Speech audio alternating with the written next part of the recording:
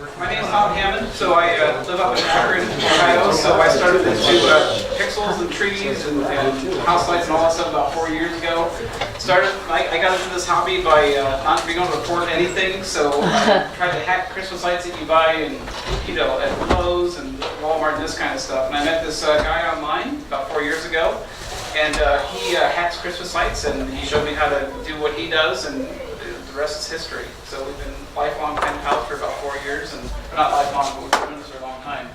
So basically, I'm going to talk about pixel trees, but this is sort of going to be sort of a group kind of thing. We're going to who has built a pixel tree, an animated tree, an actual animated tree in their yards? Okay, so about a third of you have built them, so about 2/3 of you have not. So I'm going to talk about a lot of stuff, but I'm going to really depend upon some of you folks that have done it to give me some pointers too. Okay, so I've got lots of things that I can talk about, but it's going to be really good. If you have anything to supplement what I'm talking about, please jump in and raise your hand and let's get some of these ideas out. Okay. So without further ado, okay. Why a pixel tree? This is what we're going to talk about today. Why you bother with a tree? What types of trees there are? What types of light technologies are available to put in these trees? How to plan for one? How to put one together? What challenges people have run into trying to build these things? I've actually collected a lot of information from folks on the internet and their experiences too. So some of this is what I've known over the years and other people too. And how do you maintain them? How do you take them down? How do you store them? Do they collapse? Do they take your entire garage and your wife's car doesn't fit in there anymore? So all these kind of things. So anyway, so why a pixel tree? Okay. These are the focal point of your entire show. I mean, whenever people look at your yard, this is what they look at first. The biggest part of your yard. So pretty much when people make pixel trees, you base your animations of the rest of your property sort of around what the tree does. That's what you can do. So that's the main thing. This is the star of the show, right? No pun intended. And this particular tree is Joe's, right? Yes. It's yours. And when did you build that? How long did you have that? 2 years ago. Okay. And is that fairly close to the road, or where is that? No, my house is back about 100 feet from the road. Okay. So the tree itself is probably 75 to 80 feet from the road. Okay. And you're using Bosco strips with pullets, right? No, I was dummied way back then, and I decided I wanted rigid conduit. For this one, right? Yeah. Okay, so, sorry to see the light. Yeah, that's lots of electric to take wrapped. Oh, okay. Yeah, and I'll tell you some of my experiences. I've made mistakes. It's rigid, but if something goes wrong, it's a pain. It's a pain. Yeah. Okay. Yeah. My first big tree build was a fail, but you get better at it. Another thing that's nice about pixel trees is because you have everything in these nice orderly strips, you have an option for making basically a video screen. Okay, so pixel trees are great for not just for patterns and for swirly lights and all that kind of stuff, but you can put text on a pixel tree, put messages on it. You can put simple animations on it, like cartoon type of effects. If your pixels are real fine together, like someone here is building a 9,000 pixel tree. They had that great, something like that. But you can actually have video on it, do things like that. And they're really easy to program for. So if you're doing lights around your house, like window frame lights and all that kind of stuff, with effects lights, you can put things into virtual groups and things, but you still have to figure out how am I going to make this window do something special? How do I make my arch do something, or how do I make this special shape, get animated just the way I want to? With a pixel tree, it's dirt simple. You can just imagine this as being, a square set of pixels, and it's basically a video screen, like a TV screen. So making animations on a pixel tree is super easy for the most part. You can just feed it some animation video. Don't have to invent anything in Excel if you don't want to. So other props in the show will follow your tree, which is great. And this is kind of a natural addition to the yard. So basically, when you're putting other props down, like the different shape sizes, during the day, your yard looks like from Sanford and Sons. But if you have like a pixel tree, especially you can do pixel trees out of natural trees. You can actually take your tree and put lights on it and make that pixel tree. I took some Dollar General store trees, those small ones, about this tall, and I just put pixels on those. So during the day they look nice. It's a nice addition. During the night, all the lights still shine nicely and it flashes nicely. It's a nice combination of best of both worlds. So you can do that kind of stuff too. They can be easy to build. I found that any pixel tree of any size can be very easy or very, very hard. So it depends on the method you choose, if you choose to do. Okay, this is, I can't remember who's Jeffrey? I don't know if Jeffrey's here. But that's an example of, large tree and then small trees to complement it. That's another idea where you have a pixel tree of a certain color and the rest of the house lights kind of follow that pattern. So again, it's the star of the show. Things sort of follow it. That was mine. Oh, was it? Yeah. Oh, good. Yeah, it's beautiful. Yeah. Were those spotlights you had on the house too? No, those are Menard snowflakes. They're AC snowflakes. Oh, here? The big white blob underneath the window is a wreath from Menards that I stripped all the LED lights off of and then zip tied pixel lights to it. So I have a pixel wreath, and then my wife insists that we have the lights on the garage doors. But I know I'd like to turn them off.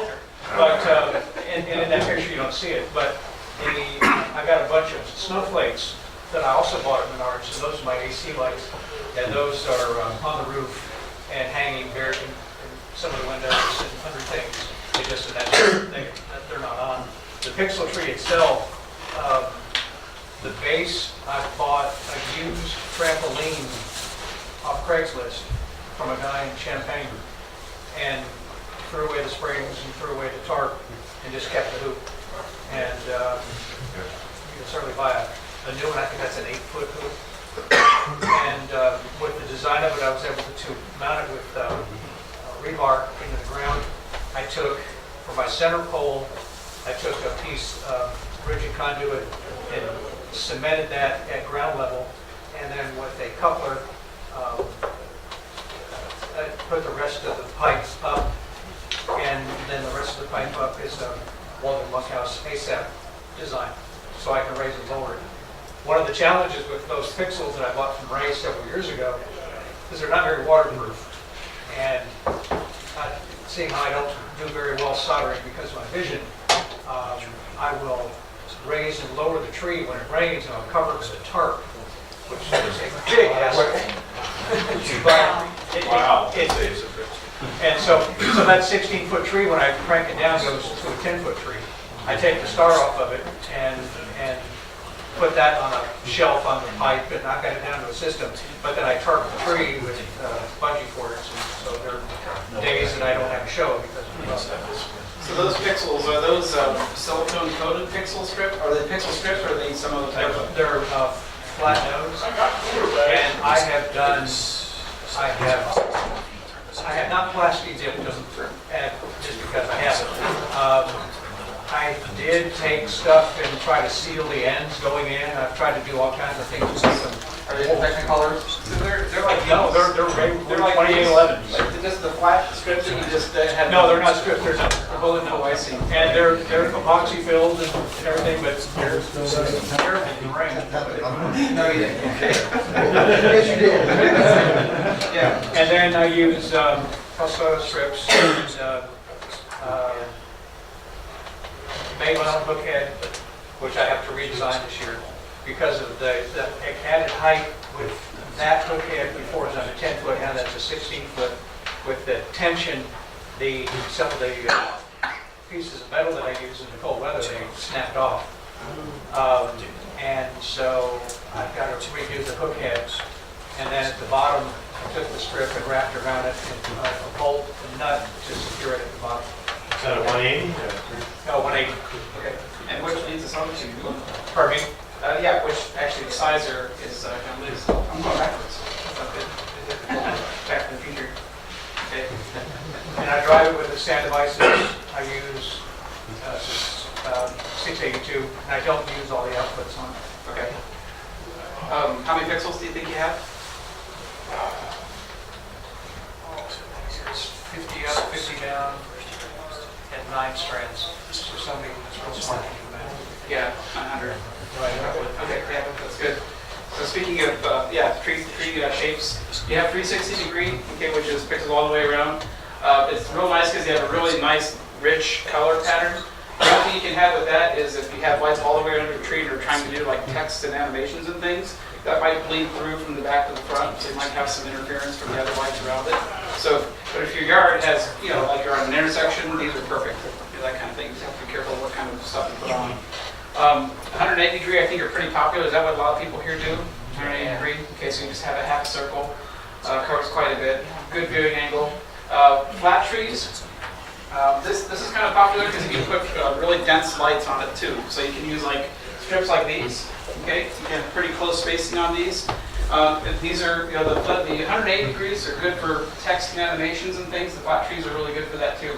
So, a friend that I've known for a while, he built a flat tree with about 16 of these strips, basically. And he has them so that he actually hangs them from his house instead of actually on a pole. For him, he's worried about lightning and stuff like that. Because in Australia, it's summertime, in Christmas time over there. So he actually just made his so the strips just, roll down, basically. And then he has cartoons, animations playing off the show. That's really wonderful. It's like a TV screen. And then spiral trees, James built a bunch of those. Okay, he had one that's like 32 strings, spiraled up like this. Yeah. And his was, he used traditional lights. So these are like, at the beginning, you used regular, incandescents with relays. 32 of them all spiral together, and they look pretty darn close to a pixel tree. They do these beautiful animations and things. So you can do wonderful things with those too. So, okay, and this is Robert's. Where's Robert? Is he here? He's outside. He's outside, okay. There he goes. Hey, it didn't look like that when we saw it. So, It was like, that's an example of a 180 degree tree. So, Bosco strips, that kind of stuff. Okay, so light technology. Okay, a lot of you know this already. WS2011s are pretty much the pixel of choice for pixel trees. You have digital control for those, so every light can be a different color, and 3 data line power ground, that kind of thing. Best to go with 12 volts on these, for you're going to be drawing a lot of power to this tree if you have a lot of lights. But also it helps with keep your distance between the tree and the controller box too. Does anyone use RGB stuff, the old-fashioned analog stuff where you have a power line, there's one, and 3 ground lines to run your lights? These are kind of I guess the cost of these are, these are about the same cost now, but you can get you can still get these, the whole string turned one color, and you get like 7 basic colors. So if you have those lying around, you can use them. Okay? But I think you need to use relays or like an LOR controller to do those. Yeah, something like that. But if you still have incandescent stuff and your electric company's okay with it, you can still use out of that. Okay, and packaging here, the bullet lights, that's what you attach to those Bosco strips that that we were just talking about earlier. Pixabulb is another style where it's basically the same type of LED inside, but you get these nice covers to go on top of them. So your actual bulb is larger for your tree. So depending on what you're trying to do. Like if your tree is fairly close to where people are seeing it, you can get away with bulb lights pretty nice. But if you think your tree's going to be off the road, maybe 100 feet or so, you might want to consider bigger bulbs, or lots of small ones. So Pixabulb makes those. Does anybody have Pixabulbs? I'm just curious. Are they pretty good bulbs or? Okay. Okay. I think I had one go out this year, first time in 3 years. Oh, okay, so they're pretty right. What do you use your Pixabulbs for? I'm not going to get my pixel tree. Oh, for your pixel. Okay, excellent. Do you attach them somehow? They're on a 3/4 inch PVC pipe that's 26 feet long. Oh my, it's PVC. Oh yeah. So Okay. it's electrical conduit. Yeah. Okay, got it. There's 32 strands.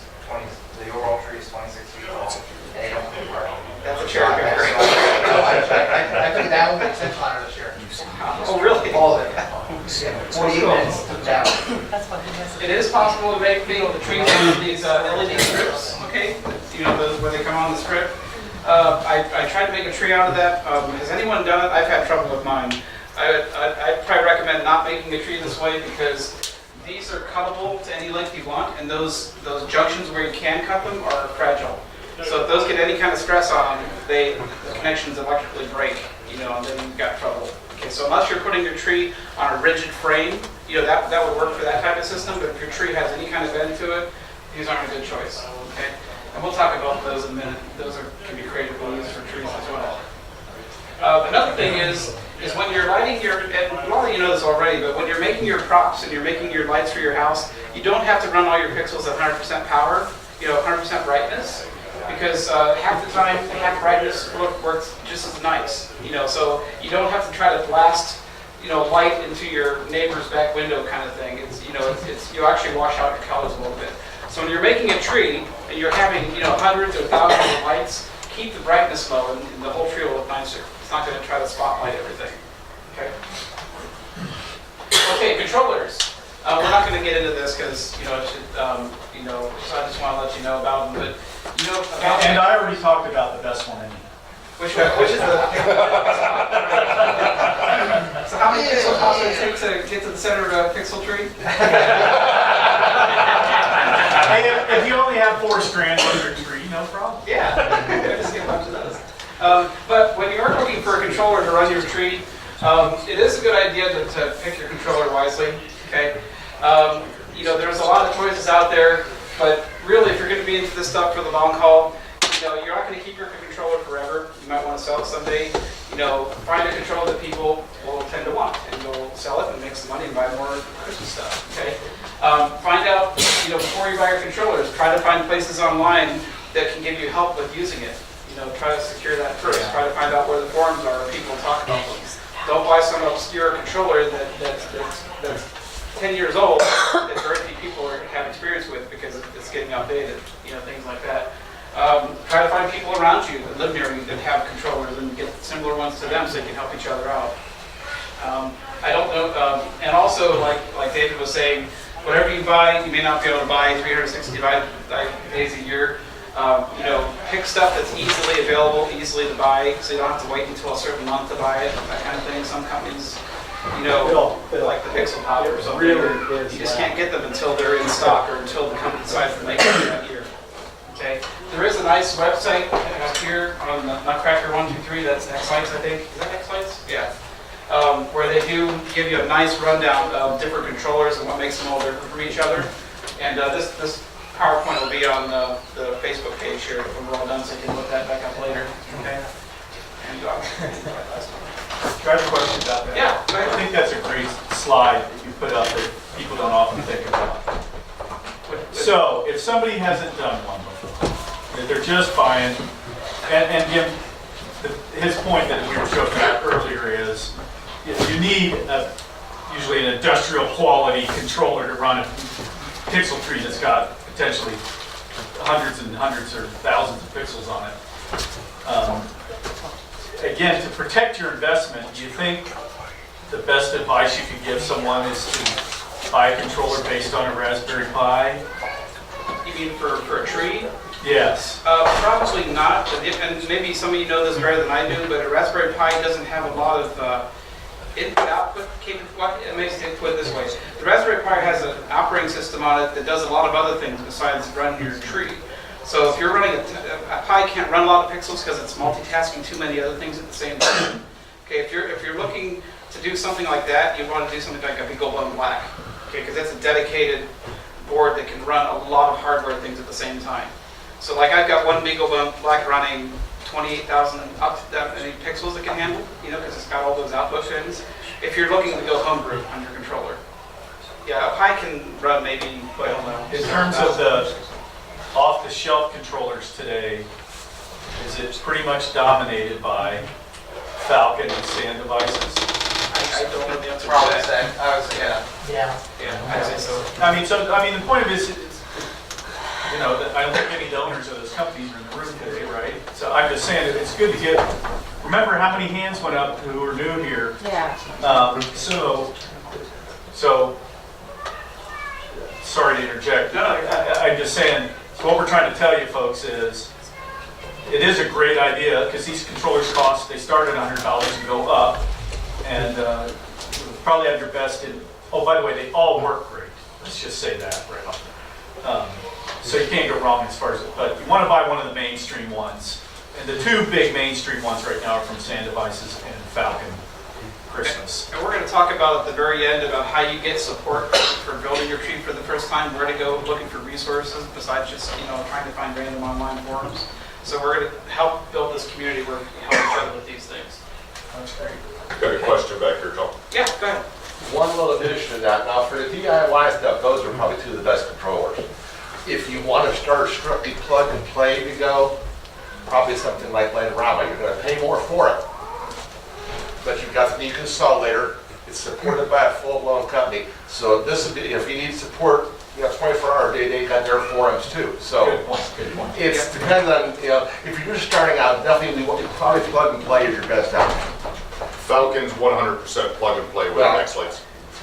And It there are, uploads your configurations directly to the controller, and David does build them ready to run. Exactly. Yeah.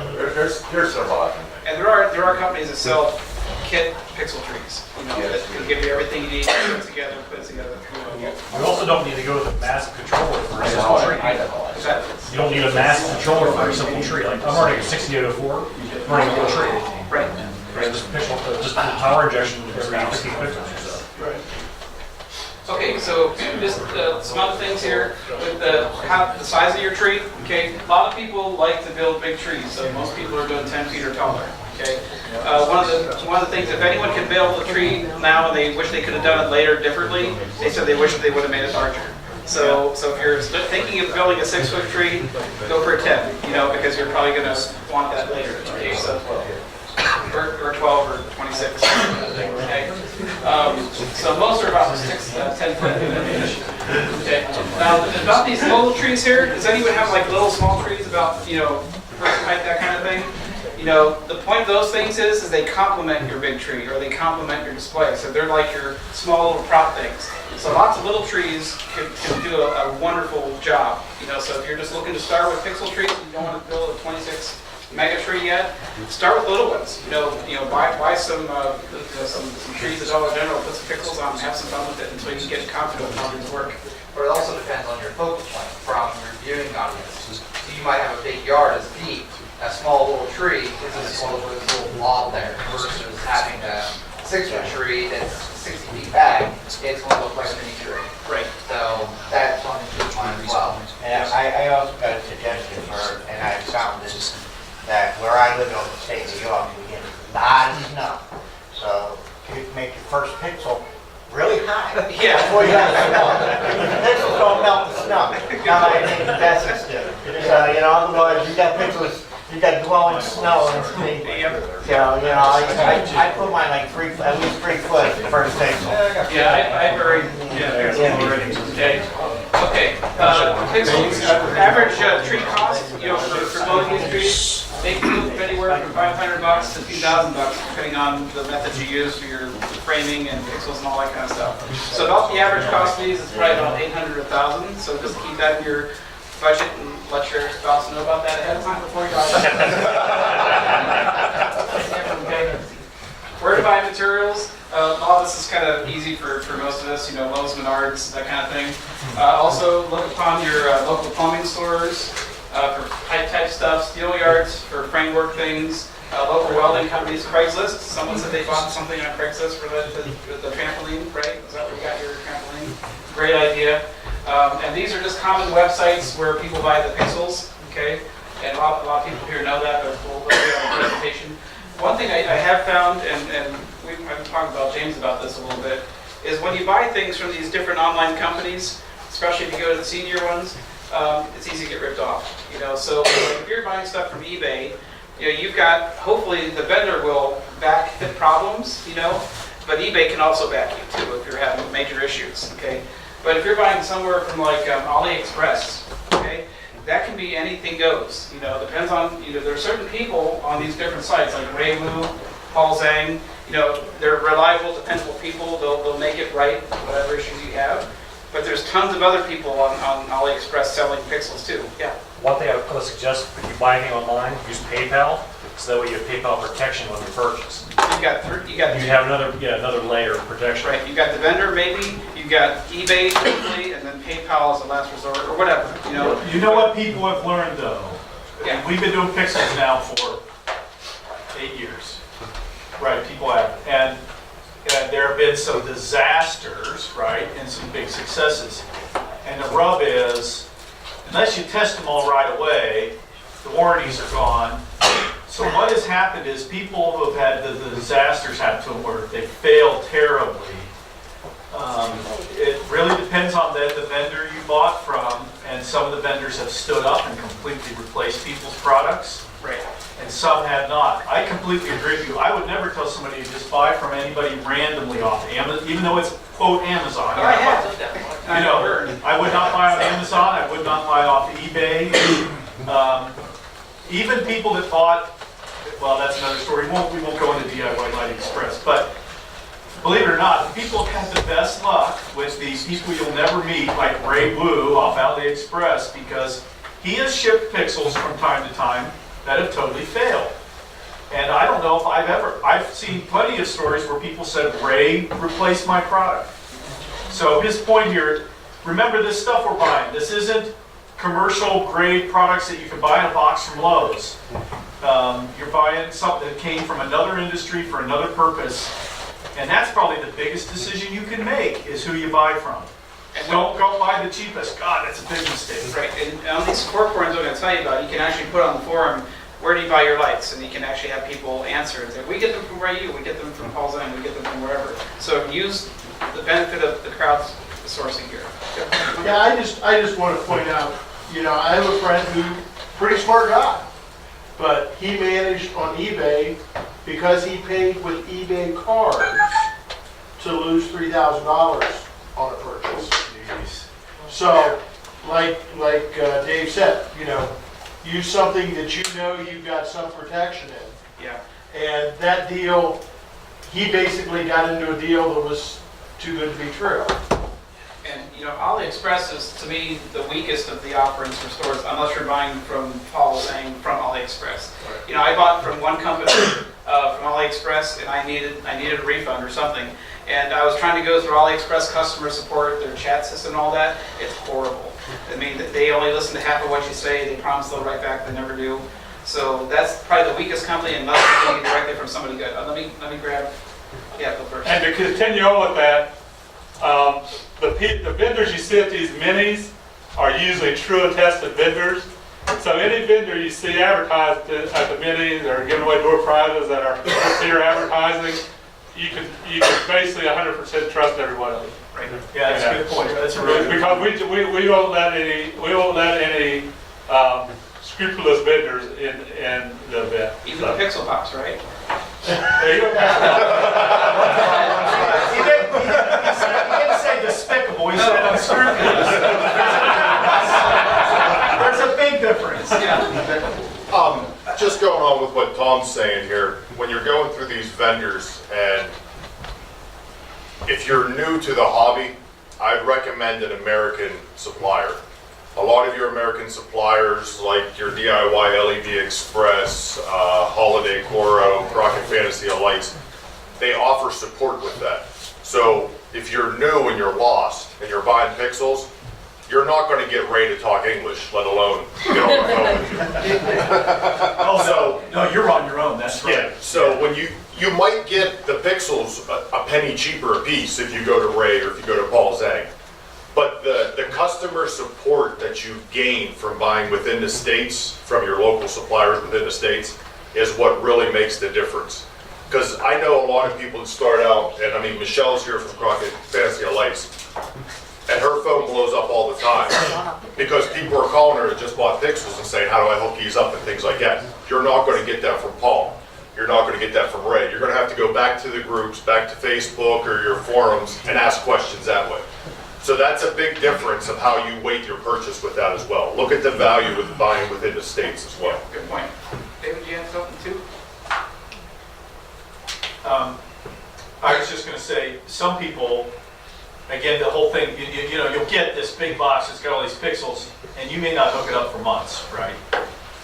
There are people now, and you may have spent thousands of dollars, right? Because pixels are, what, 30 to 50 cents a piece, right? So it's real money real fast, especially when you're building a tree.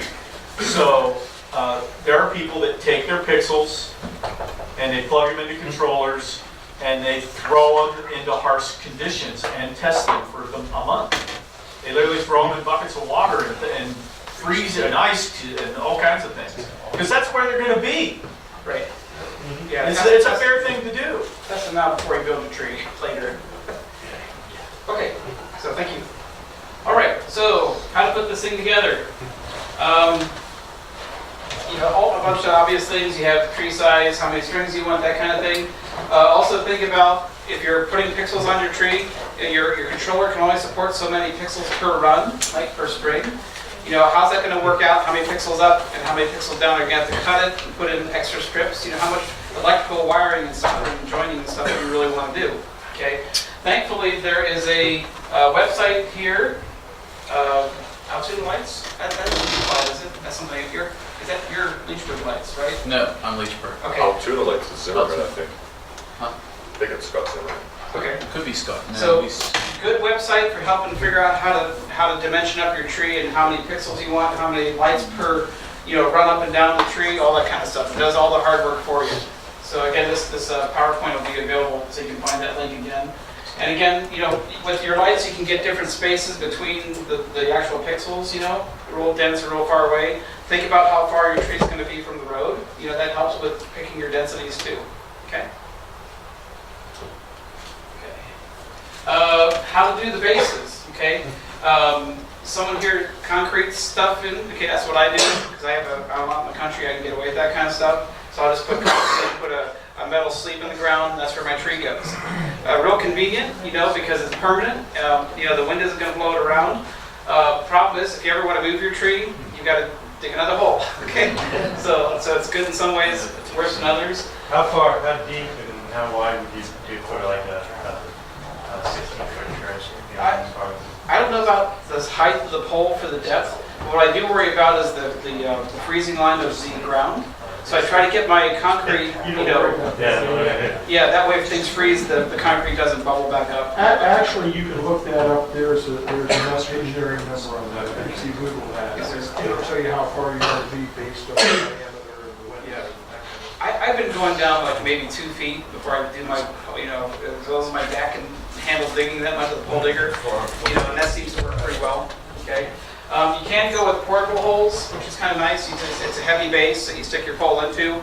Problem with those, they're heavy, so moving around is a little bit rough. There's a ton of different designs that people do for their bases, yeah.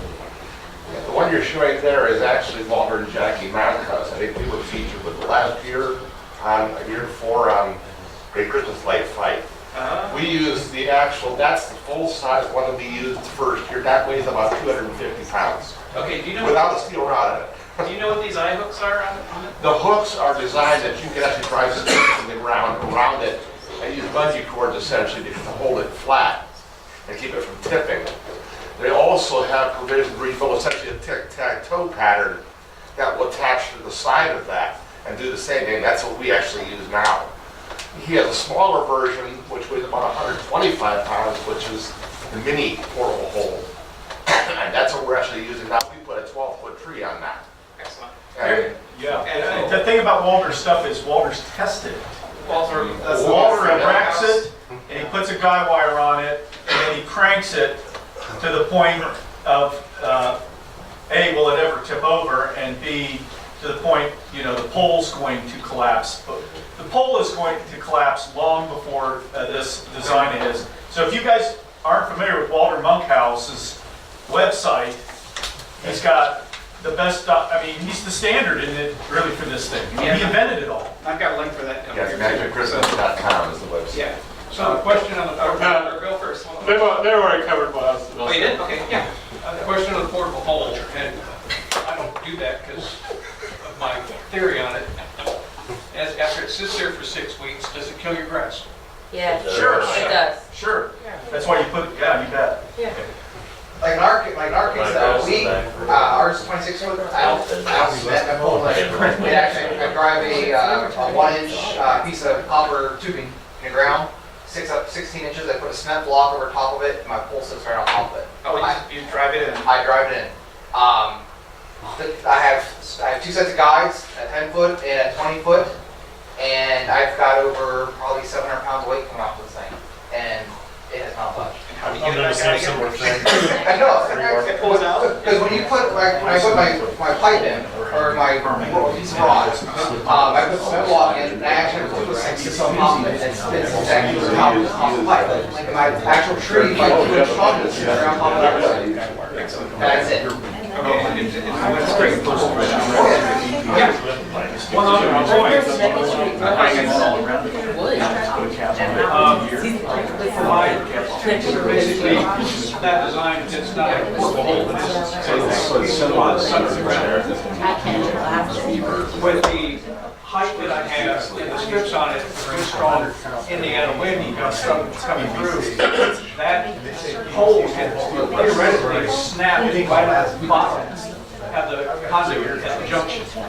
And what I did is I took pieces of PVC, pieces of rebar, tied them together and stuck them in the pole, and put the pole on top of that, so I had support this way for it. I'd love to find a better way, but it had to try to lower it, I couldn't go all the way down because it got stuck on there. Yeah, we're gonna talk about wind too, because wind's a biggie with mega trees.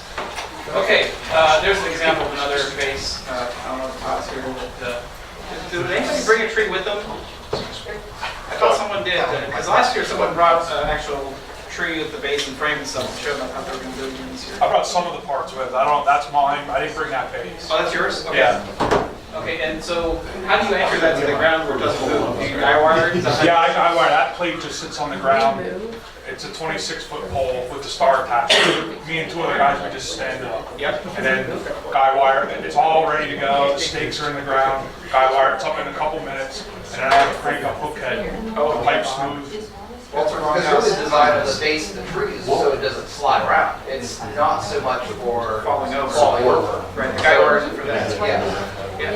We have a base plate that's round, and it actually has holes in it where Jim can put rebar down through it. Yeah. Just for Oh, security in the okay, ground. that's cool. Once So that it thing's just up puts though, them at that's an not, angle, so, you know, that's puts not them going down anywhere.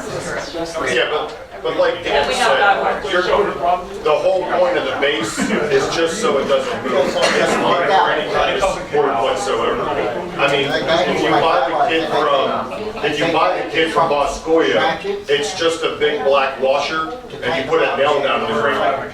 And it's only about that thick, cut out in the middle. And it's just to hold the pole from moving around, that's it.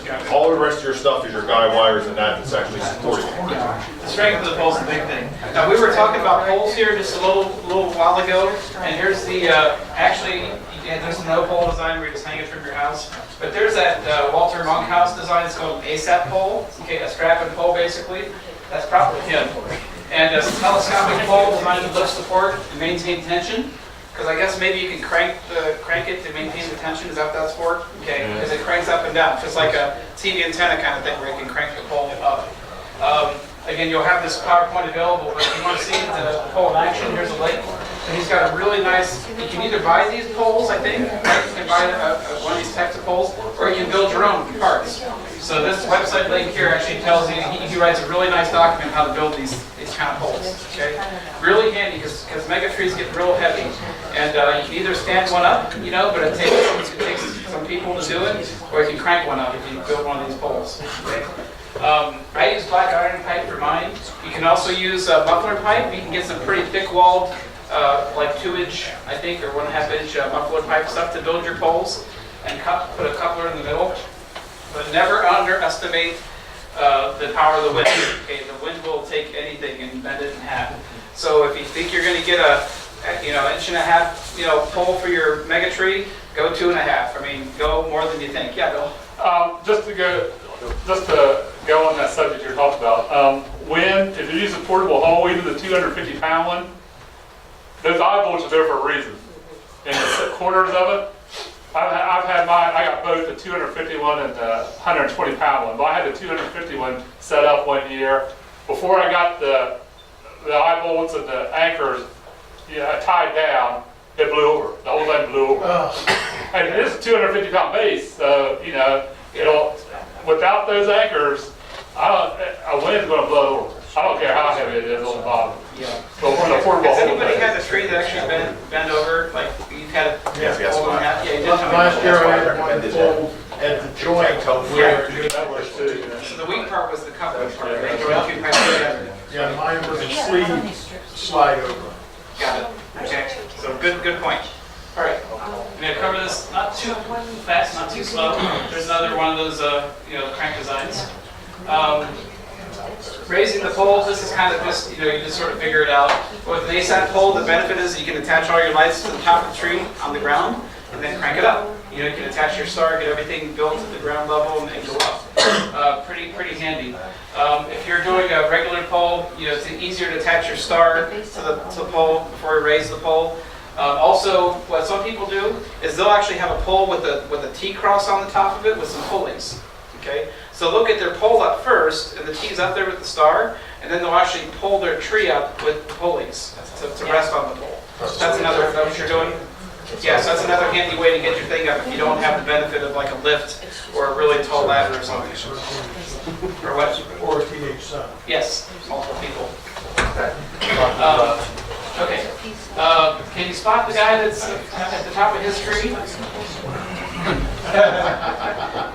Okay. So these are pretty tall. Okay. I'm not going to get into this because this is kind of obvious stuff, but how you attach your base for moving around, that kind of stuff. Bungee cords are great for attaching the bottom of your strings to the ground so they have tension so they don't move around. I think that's a pretty common way people are doing that kind of stuff. And I think someone was saying, was it you, James, you can, for your Boscoyo strips, the plastic strips, right? Well, how do you attach bungee cords to the bottom of these plastic strips without ripping these strips up? Well, I think Boscoyo sells these little square metal plates that go on the bottom of your strips. Yeah, and they strengthen the bottom of that strip, and then you attach your bungee cord to that metal plate. So that keeps your strips from all tearing up. So we do grommets at the top and the bottom. Where do you put the grommets on the Boscoyo Actually strips? actually pop them through an extent and drill a hole. drill a hole and That's a good idea. Okay, good point. Yeah, metal Like that. grommets. Okay. All right. There's the strips right here. I'm not going to cover this a whole lot here.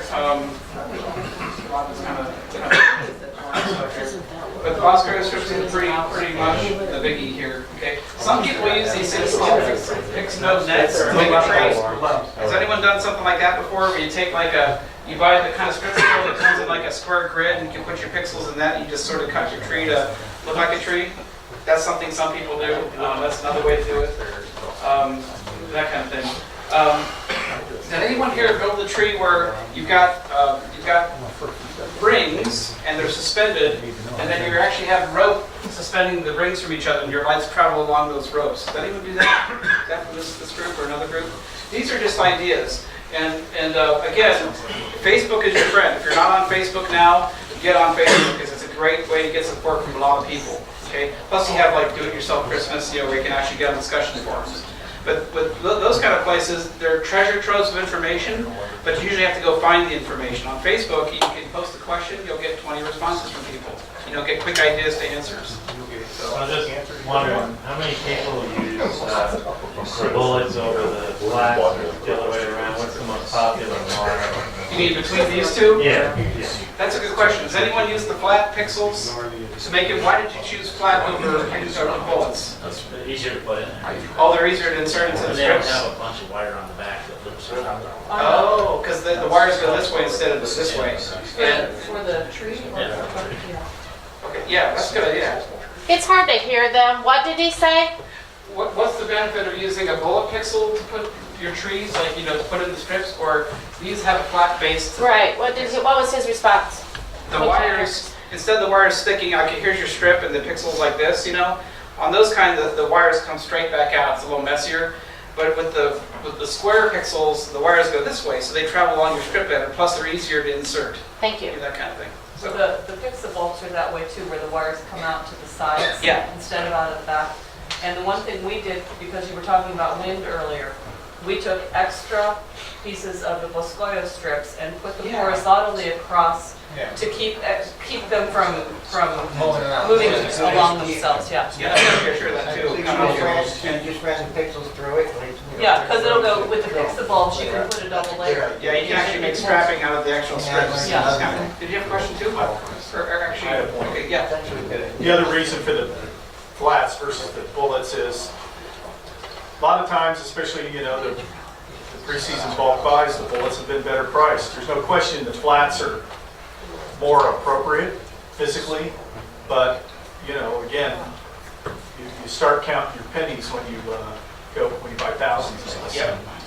I think that drives a lot of the bulk pixel purchases myself. Yeah, and how many you want your tree to have versus how many you wish you could have had, you know, that kind of thing. Yep. Oh, hold on a second.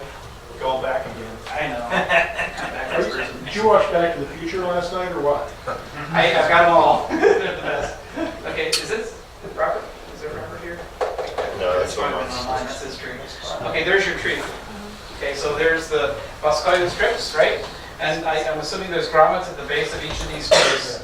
And you're using the pixel bulb, which is a nice big bulb, so if you're doing this from a distance, you see this really well. And then you have using some Boscoian strip to brace the rest of it too. Okay, and just all the way around. Pretty good? Yeah. Okay. Okay, weatherproofing. We sort of talked about this a little bit with David. How do you keep your connections from getting water in them?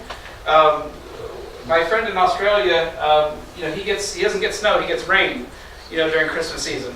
And he doesn't do anything to weatherproof his connectors. So your light strips come with these little, you know, come with these little black JST connectors, these cheap little connectors that work well, but they have exposed pads on them. You know, you can see the contacts even when you shut the connector. He doesn't do anything. He actually just plugs them in, and rainstorms, everything, it still runs. So I don't recommend that, but it works for him. And hey, but heat shrink is an obvious thing to protect your connections. Make sure you get marine grade heat shrink, you know, to make sure it's high quality. Some people use hot glue when they're soldering wires together to form a you know, nice bond. Dielectric grease, you can actually take those JST connectors and squirt grease in the plug and then squirt them together or push them together, and that wire protects your stuff pretty well. Sometimes you can get LEDs that they're like this, but they're dipped in silicone, right, for waterproofing. But some of the LEDs you might find have a sleeve, a silicone sleeve that the LED strip slides into. Some people use those for different parts of their Christmas displays, tree or not. If you're sealing those sleeves with silicone, you know, to waterproof that type of LED technology, make sure that your silicone caulking is neutral cure. Okay, so that way when it dries up, it doesn't start corroding the lights inside on the ends of the plugs. Easy way to tell if it smells like ammonia, it's not good. Yeah. You want to use the silicone, it doesn't smell like it. Because over time, your lights the connectors on those ends will start corroding and you'll have issues. So, people use liquid electrical tape to do their stuff. What was that? Plastic coat? Is that how you do yours, James? Just liquid tape. Liquid tape Yep. to do stuff? Yeah, that works pretty well too. Automotive trailer connectors are pretty handy for power connections sometimes. So those can be like, I don't know, 16 gauge, 18 gauge plugs, you know, given an AutoZone. Great way to interface your power stuff if you need heavier duty stuff for all your power runs. Okay, I'm not going to get into enclosures a whole lot because a lot of you have them already.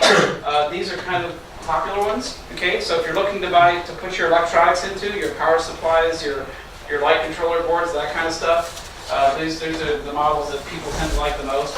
Ammo boxes work really well. I think Clyde made very good use of ammo boxes to build your controller enclosures. I don't use it. Oh, you don't? Okay. Yeah, I do. The dry box is another one. This is a pretty good one to stick stuff into. It's got all the connections that are coming out of it are sealed with foam, so water can't and bugs and things can't get in it. Anybody else use an enclosure that's kind of unusual from this list? The orbits. The orbits, which are these things, right? They're sprinkler boxers. Oh, okay. Okay, sprinkler They boxes. come with a GFC receptacle already. Oh, that's excellent. Okay. Yeah. I asked my cable guy. The cable guy, you hear it from him? Cool. Okay.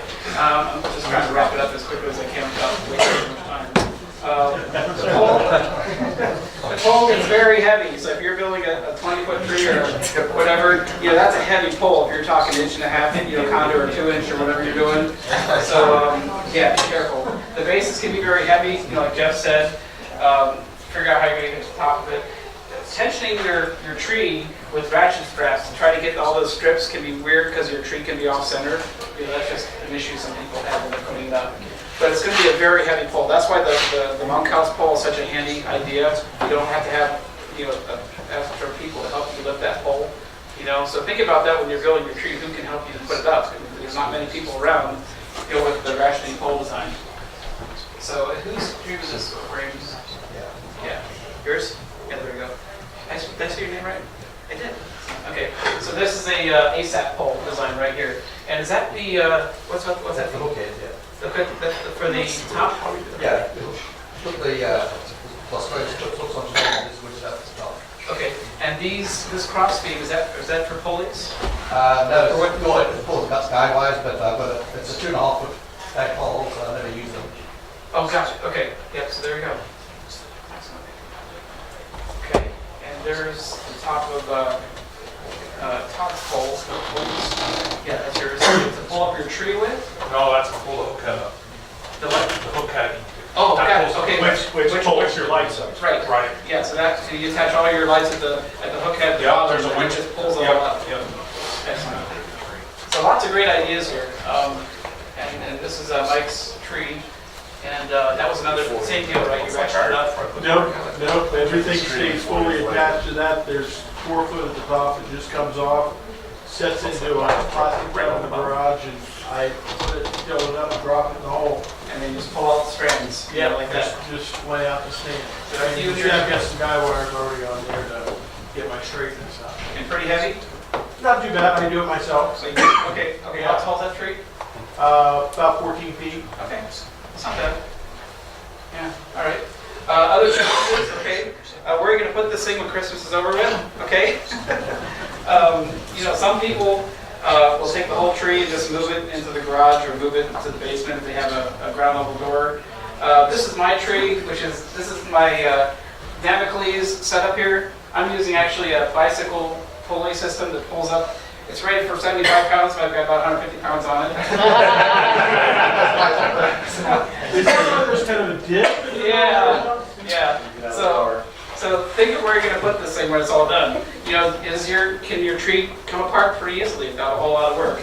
Does it collapse in any way? I mean, when you're thinking about your designs, who are you going to pick for mimicking your model from? Think about how easy it's going to be to maintain this thing. Okay, some are real nice because they're rigid and they're easy to do in some ways, but then where are you going to store it? That kind of thing.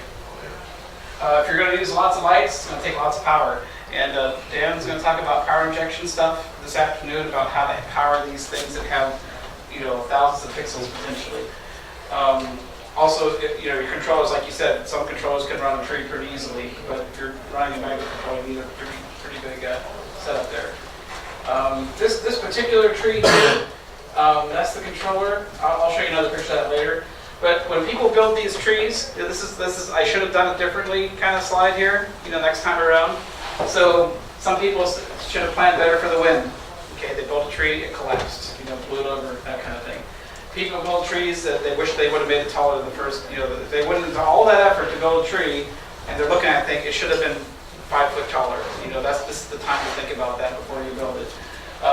Some people wish they would have used a portable hole, like Bill did, instead of a permanent fixed hole. That way you can move your crop around the yard later on. A lot of people, including myself, will put your pixels on some kind of substrate to hold them on. Before the pixel strips, you get tubes or some kind of metal frame and just attached to that for like flat trees. It's a whole lot of work. It's a whole lot of maintenance. And so the strip idea is like really wonderful. Okay, so that's the way to go. Or they might have put so many lights on their tree, like these props here, and they were trying to save power or save expense on the tree. When they actually built the tree, it doesn't look so nice because there's just not enough strands to make it look nice, not enough light bulbs or pixels. So, shoot for the sky a little bit when you're building these things. For the storage, like this person here had a rigid tree system. So they actually had a carrier to make it go right in the ground. So, That guy's not married. He was until he built his tree. Anymore. So think about that when you're picking your design. How's it going to store? Some people just take their trees and stick it in the garage.